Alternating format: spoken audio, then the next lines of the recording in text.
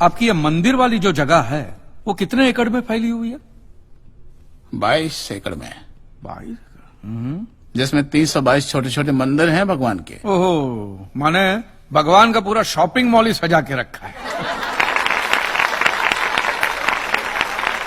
Silence. और इन सारे मंदिरों में भगवान की सेवा के लिए 142 पुजारी हैं, समझा? आपके मंदिर के बाहर भिखारी कितने बैठते हो पता है आपको? क्या? भिखारी भिखारी अंदर की 320 मूर्तियां, 142 पुजारी याद है आपको, लेकिन आप ही के मंदिर के बाहर बरसों से कितने भिखारी बैठते हो याद है आपको? मिलॉर्ड, इनके मंदिर के बाहर जो भिखारी बैठते हो उसमें किसी को भी मंदिर के अंदर एंट्री नहीं है। अब धूप हो बारिश हो बाहर सड़ते रहने का, अंदर पैर नहीं रखने का। ना मत कहना, ना मत कहना। ये आप ही के मंदिर के पुजारी ने मुझे बताया था। उसने तो मुझे ये भी बताया था महाराज, कांजी भाई ये केस अगर आपको जीतना है ना भैया तो हर सोमवार को आइए। तो मैंने पूछा मिलॉर्ड कि मैं कहाँ हूं? तो कहते हैं शिव जी के मंदिर में आइए और 1 लोटा दूध चढ़ाइए, फिर देखिए। मैंने बोला ठीक है, ये भी करके देख लेते। तो मिलॉर्ड में पहुंच गया मंडे को दूध का लोटा लेकर। ये लंबी लाइन लगी, सबके सब हाथ में लोटा पकड़ के खड़े हुए थे ऐसे। मैंने सोचा अंदर जरूर कोई दूध पीने वाला होगा, वरना ये सबके सब गधे थोड़ी है जो ऐसे लोटा पकड़ के लाइन में खड़े। मेरा नंबर है, मैं अंदर गया, अंदर कोई नहीं था दूध पीने वाला, कोई नहीं। बीच में वो काला पत्थर पड़ा हुआ था, उसे शिवलिंग कहते हैं मूर्ख। हाँ शिवलिंग पड़ा हुआ था। और वो पत्थर मिलो, वो पत्थर दूध था। और वो पत्थर के बिल्कुल बगल में से छोटी सी पतली सी नाली में से वो सारा दूध बाहर की ओर जा रहा। मैंने बोला कि यस, बाहर तो कोई खड़ा ही खड़ा होगा दूध पीने वाला। देखा बाहर भी कोई नहीं था। वो सारा दूध मिलो उस नाली से निकलकर बाहर गटर में जा रहा, टोटल वेस्ट। और वो गटर को लग के एक भिखारी खड़ा हुआ था, बेचारा 4-5 दिन का भूखा होगा महाराज, भूख के मारे वो कांप रहा था। उसको शायद ये दूध ही पीना था, लेकिन गटर में से कैसे? तो उस भिखारी को मैंने मेरा दूध का लोटा दे दिया और दूध पीकर उसने मुझसे क्या कहा पता है?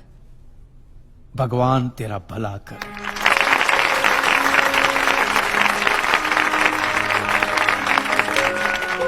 तो मंदिर में आने वाला एक एक इंसान वो पत्थर पे दूध डालने के बजाय किसी गरीब के पेट में डाले ना तो सबसे ज्यादा पुण्य मिलेगा, नहीं? और हाँ मौलवी साहब, किसी दरगाह पे फूलों की चादर उड़ाने के बजाय किसी नंगे फकीर के बदन पे कपड़ों की चादर उड़ाई जाए ना तो अल्लाह को बहुत खुशी मिलेगी। और जीसस के सामने मोमबत्तियां जलाने से अच्छा है किसी गरीब की झोंपड़ी में जलाइए, तो उसके घर में कभी अंधेरा नहीं होगा। क्यों, तुम भी भगवान को नहीं मानते क्या? अरे मैं खुद भगवान हूँ। अच्छा, तो मैं अमिताभ बच्चन हूँ। देखो कांजी, दूध, चद्दर, मोमबत्ती ये सब चढ़ाना एक प्रथा है। भगवान की पूजा अर्चना, इन सब का मूल्य तुम नहीं समझोगे क्योंकि तुम एक नास्तिक हो। जगत की मोह माया से तुम अभी तक मुक्त नहीं हुए। आप तो हो गए हो ना, आप तो बिल्कुल मोक्ष के दरवाजे पे खड़े हो। तो ये जो रीति रिवाज के नाम पे ढोंग चलते उनको बंद करवाइए ना महाराज। शनिवार को हनुमान जी की मूर्ति पे कितना तेल बर्बाद होता है पता है आपको? लोग 2 रुपये के 5 रुपए के सिक्के यूं करके मूर्ति पे चिपकाते हैं। हनुमान जी इन सारे चिल्लर का क्या करेंगे? कांजी भाई बिल्कुल ठीक कह रहे हैं। साईं बाबा अपनी पूरी जिंदगी गरीबों के लिए और गरीबी में जिए। जब तक वो जिंदा रहे तेल की एक एक बूंद के लिए दर बदर भटकते रहे, और आज उनके मरने के बाद उनके लिए करोड़ों का सिंहासन, सोने का मुकुट, किसके लिए बताइए महाराज। एक बात बताइए, जो भी भक्त भगवान की श्रद्धा से सच्चे दिल से भक्ति करता है उस पर तो उस परम कृपालु की कृपा दृष्टि रहती है ना? रहती है ना? आया ना? तो चलिए महाराज मुझे ये बताइए कि अमरनाथ और वैष्णो देवी की यात्रा पे जाती हुई बस नीचे खाई में क्यों गिर जाती है? वो तो भगवान की भक्ति के लिए जा रहे थे, श्रद्धा से भजन गाते गाते जा रहे थे, तो भगवान ने डायरेक्टली उनको ऊपर बुला लिया। और आप मुझे एक गाड़ी ऐसी बताइए जिसका एक्सीडेंट हुआ हो और जिसके अंदर भगवान की मूर्ति या फोटोग्राफ ना हो। बताइए। I object my Lord. From day 1 ये आदमी बातों को यूं गोल गोल घुमा रहा है। मिस्टर कांजी, ये कोई डिबेट नहीं है अच्छे बुरे की, ये कोर्ट है और यहां प्रूफ चलता है। और हमारे पास प्रूफ है, इंश्योरेंस पेपर्स पर आपके सिग्नेचर्स। इसलिए लीगली आपको कोई हक नहीं बनता इंश्योरेंस कंपनी से पैसे और मांगने जहां तक हमारा प्रश्न है, बीमा कंपनी के नियमों को हम नहीं मानते। अगर उन्होंने लिख दिया कि भूकंप जज साहब ने करवाया है, तो क्या जज साहब पैसे देंगे? इसी तरह पॉलिसी में भगवान का नाम लिख देने से भगवान पैसे देने के लिए प्रतिबद्ध नहीं होते। अगर आप चाहते कि भगवान आपके पैसे लौटा दे, तो ये प्रूफ करो कि ये भूकंप भगवान ने किया है, किया ही है ना। इन राइटिंग है, कहीं लिखा हुआ तुम्हारे पास है? Any proof? मिलॉर्ड, ये mister kanji, court of law में सिर्फ दलीलों पर फैसले नहीं होते। आपकी दलीलें, आपके आर्गुमेंट्स आम जनता के लिए कितने भी वैलिड क्यों ना हो, लेकिन अगर आप उन्हें साबित नहीं कर सकते हैं तो उनका कोई मतलब नहीं। आपके पास कोई सबूत है? You may please proceed. Your honour, इससे पहले कि मिस्टर कांजी अपने तीखे और कटाक्ष भरे व्यूज बिना किसी रेफरेंस प्रदर्शित करें, मैं उनसे पूछना चाहता हूं कि उनके पास कोई प्रूफ है जिससे वो साबित कर सके कि उनकी दुकान भगवान ने गिराई है?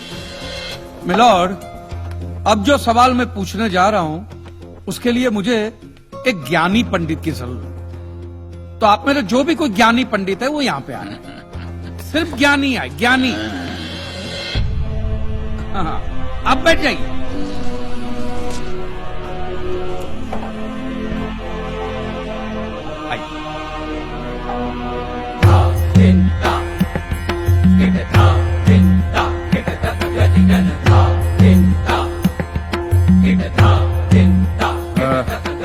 महाराज, आप जो पंडित लोग आपके प्रवचन में जो शास्त्रों की बातें करते हैं, तो शास्त्रों में जो भी लिखा होता है वो सब सही होता है? 100%। ऐसा कहां लिखा है? ये तो आप कह रहे हैं। गीता में लिखा है। अच्छा, क्या लिखा है गीता में? गीता के 4थे अध्याय का 40वां श्लोक, अज्ञस्य अश्रद्धानस्य संशयात्मा विनश्यति, नायम लोकस्ति न परा न सुखम संशयात्मना। मतलब क्या? इसका अर्थ है, जो अज्ञानी श्रद्धा विहीन मनुष्य शास्त्र पर संदेह या शक करता है, उसका विनाश निश्चित है। उसे भूलोक या परलोक कहीं भी शांति नहीं मिलती। समझा? ये बहुत इंटरेस्टिंग आइटम है। महाराज, आपको ये गीता में या शास्त्रों में कुछ भी समझ में आता है, हा? कि जो भी लीलाधर महाराज बोल रहे हैं उसमें बस ऐसे समझा समझा करके हाथ हिला रहे हैं। मिलॉर्ड, वो स्कूल में छोटे छोटे बच्चे होते, उनको प्रेयर कभी पूरी याद नहीं रहती, तो बेचारे आंख बंद करके ऐसे करके होंठ हिलाते, वो होंठ हिलाते, ये हाथ हिलाते। एक कांजी, तूने एक सिद्ध साधु का अपमान किया है, तो तुझे नरक में भी जगह नहीं मिलेगी। कहां से मिलेगी महाराज? आप लोगों ने पहले से ही वहां कुल्ले टिका के रखे हैं।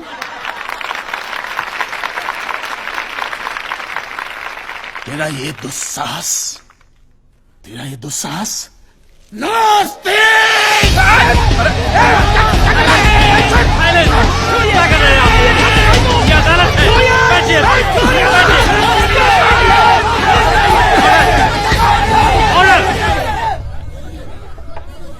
बैठ जाइए।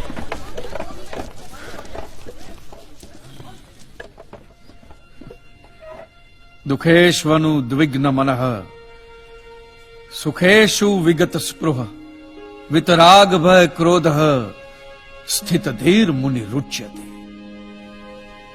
अध्याय 2 श्लोक 56वां। अर्थात जिस मनुष्य के लिए सुख और दुख समान अवस्था है, जो भय और क्रोध से मुक्त है, जो स्थिर बुद्धि वाला है ना, वही सिद्ध पुरुष कहलाता है।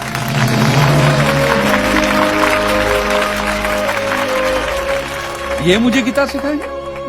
अरे ये क्या गीता सिखाएंगे मिलॉर्ड, इन लोगों की तो आईक्यू भी रूम टेम्परेचर से लो है।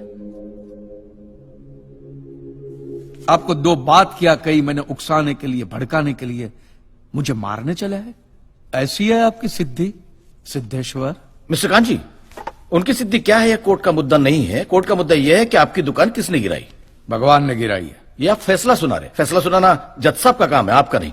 आपको तो सिर्फ प्रूफ करना है कि उस दिन जो भूकंप आया वो भगवान की वजह से आया था, जो प्रूफ करना इम्पॉसिबल है। Relax relax relax, nothing is impossible.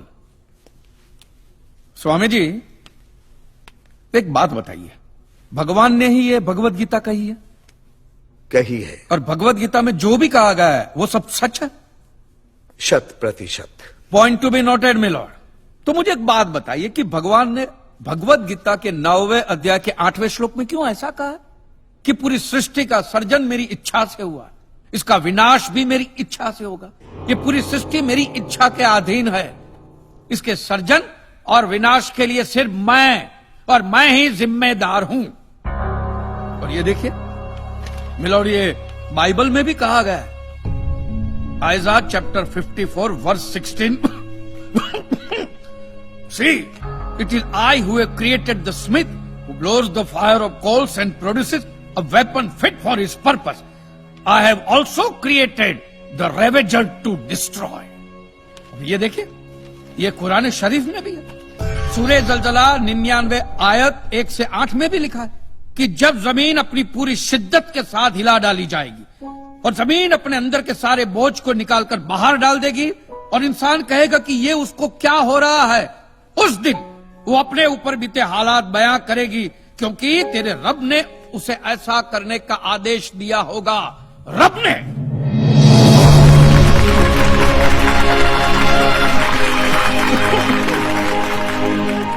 इन सारी बातों का मतलब एक ही होता है मिलॉर्ड, कि ये भगवान द्वारा किए हुए भूकंप से ही मेरी दुकान गिरी है। मतलब it is an act of God. ये सब ऊपर वाले की करनी है, और मेरे साथ साथ जिन लोगों का नुकसान ऊपर वाले की वजह से हुआ है उन सब के पैसे भी ऊपर वाला ही देगा।